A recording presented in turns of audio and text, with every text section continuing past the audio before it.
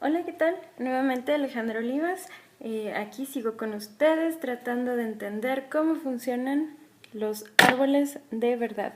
Y en este caso vamos a ver precisamente los pasos que nos van a llevar a la resolución de un árbol de verdad. Vamos a empezar con el primer paso. Y para hablar del primer paso vamos a hacer un pequeño paréntesis. Y es un paréntesis muy interesante filosóficamente hablando. Entonces, hablemos del primer paso. El primer paso en un árbol de verdad consiste en negar la conclusión.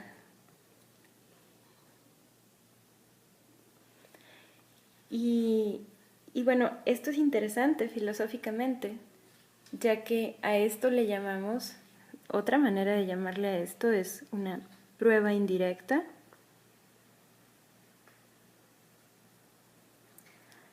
Ya que no voy a demostrar directamente que algo es el caso. Voy a recurrir a algún artilugio para llegar a una contradicción, lo que significa que esto es un tipo de prueba por contradicción.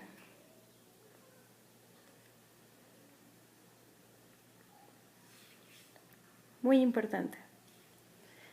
Y es extraño, porque venimos iniciamos este módulo hablando un poquito de Aristóteles, hablando un poquito de lo que es el principio de no contradicción y lo necesario que es para la mayoría de los sistemas lógicos. Y ahora nos topamos con que está bien producir contradicciones y de hecho es el primer paso de nuestro método. Entonces, ¿en qué consiste esto? ¿Son buenas las contradicciones o no? Pues en este caso sí, pero no porque queramos contradecirnos de manera trivial, sino porque si podemos producir una contradicción al negar la conclusión que queremos, a la que queremos llegar, algo muy interesante va a suceder. Entonces, una prueba indirecta tiene como propósito establecer la validez de una expresión.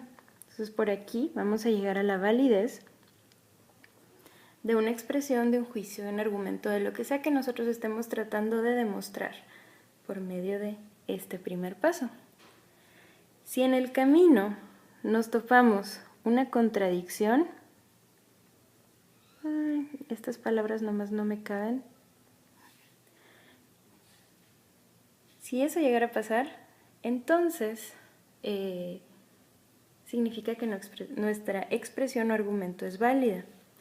Pero si resulta que al negar nuestra conclusión no nos topamos una contradicción, entonces en ausencia de la contradicción va a significar que nuestro juicio, argumento o expresión es inválido. Y esa es una cuestión interesante. Ya es interesante en sí. De hecho, este es un tipo de prueba que se utiliza ampliamente en matemáticas y normalmente pues en cualquier aspecto metateórico que no tiene mucha carga empírica directa y pues se utiliza este tipo de sistemas. ¿Y de qué manera funciona? ¿O cómo le hago para trabajar de esta manera?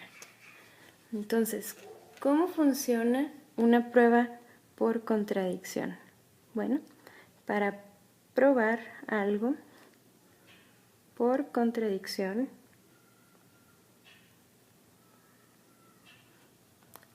primero hay que asumir que la aserción o juicio o argumento o premisa o expresión, lo que sea que estoy tratando de demostrar, voy a asumir que es falsa. O la voy a negar. Voy a decir que no existe, que no es cierto, que no funciona así, que no, lo que sea que estoy haciendo. Y segundo, a partir de decir que no, voy a derivar las consecuencias o llevar a cabo el proceso de deducción falsas a partir de esta aserción.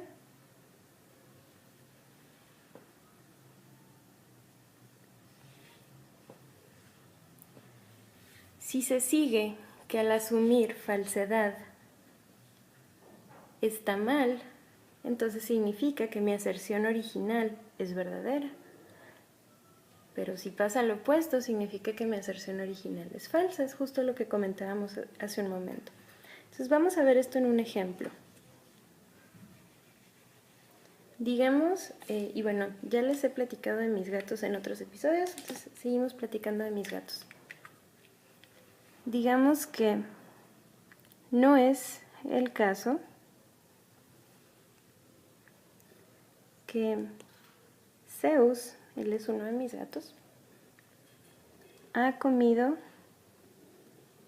croquetas. Digamos que eso es lo que yo estoy tratando de establecer, esa es mi expresión, juicio, argumento, premisa, eso es lo que yo quiero demostrar. ¿Cómo hago para demostrar esto por vía de una contradicción? Bueno, pues voy a decir lo contrario. Si Zeus ha comido croquetas,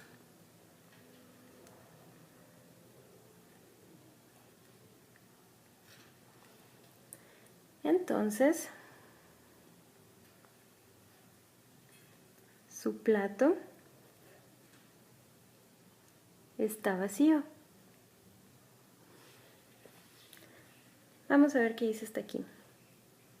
Esto es lo que yo quiero demostrar. Que Zeus no ha comido croquetas, o que no es el caso que Zeus haya comido croquetas. Voy a negar esto. ¿Y cómo se niega un no? Se niega con un sí.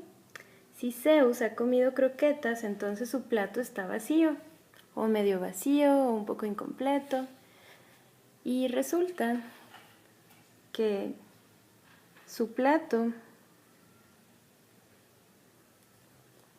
está lleno, lo que significa que esto es falso. Aquí yo he producido una contradicción. No es el caso que Zeus comió croquetas.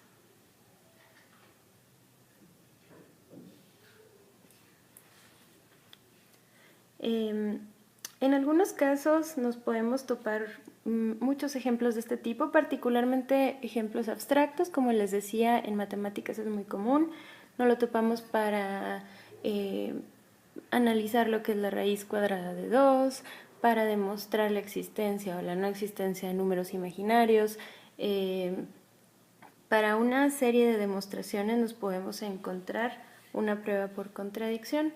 Una de las pruebas más famosas, y tal vez un tanto trivial, pero igual famosa, es demostrar que el número 2 es un número par por la vía de la contradicción. Entonces empezaríamos diciendo que el número 2 es par. Por vía de contradicción diríamos, no es el caso que el número 2 sea par. Pasamos a la siguiente premisa, decir que algo alrededor de la idea de lo que es un número par, y luego ya concluiríamos que el número 2 necesariamente tiene que ser par, produciendo una contradicción. Entonces, al momento de que yo me contradigo, puedo establecer la verdad o falsedad de un juicio.